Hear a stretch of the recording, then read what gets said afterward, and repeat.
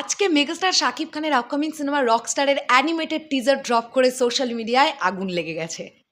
আমরা যে গানটা শুনতে পেলাম অ্যানিমেটেড টিজারে, দ্যাটস আমাকে পুড়িয়ে দাও, আমাকে ভাসিয়ে দাও।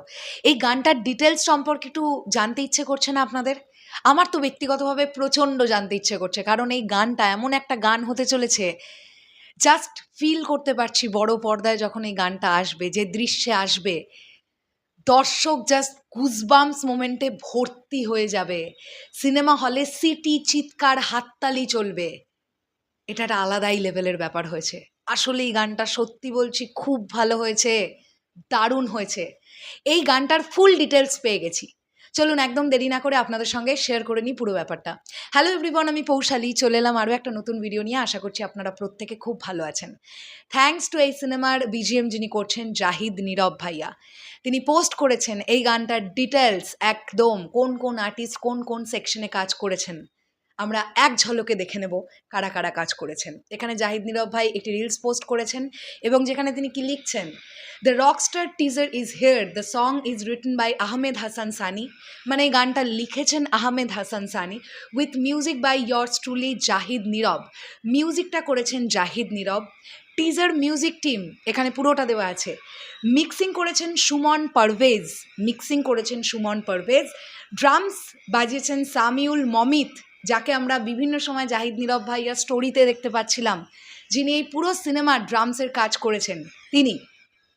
বাস গিটার বাজিয়েছেন ফয়জাল আহমেদ তানিম, উনি প্রচণ্ড খ্যাতনামা একজন মিউজিশিয়ান, ওনাকে নিয়ে নতুন করে বলবার কিছু নেই। আচ্ছা, গিটার বাজিয়েছেন তকির তেজাম্মুল নিঃশব্দ, ইনি গিটার বাজিয়েছেন মেহেদি হাসান তামজিদ অ্যান্ড জাহিদ নীরব।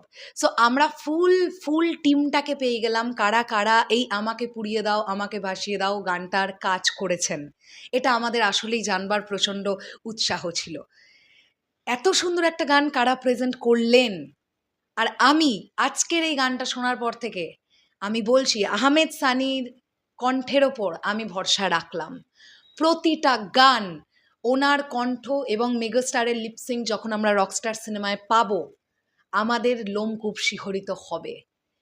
আমি সত্যিই ভাবতে পারিনি আহমেদ হাসান সানির ভোকালটা এত রকিং। উনি যে সোয়াগটা নিয়ে গাইছেন না, দুর্দান্ত লাগছে শুনতে। আমি রূপম ইসলামের ফ্যান, আমি বাংলা ব্যান্ড মানে ফসিলসকে ভালোবাসি, তোমরা চেনো নিশ্চয়ই সবাই।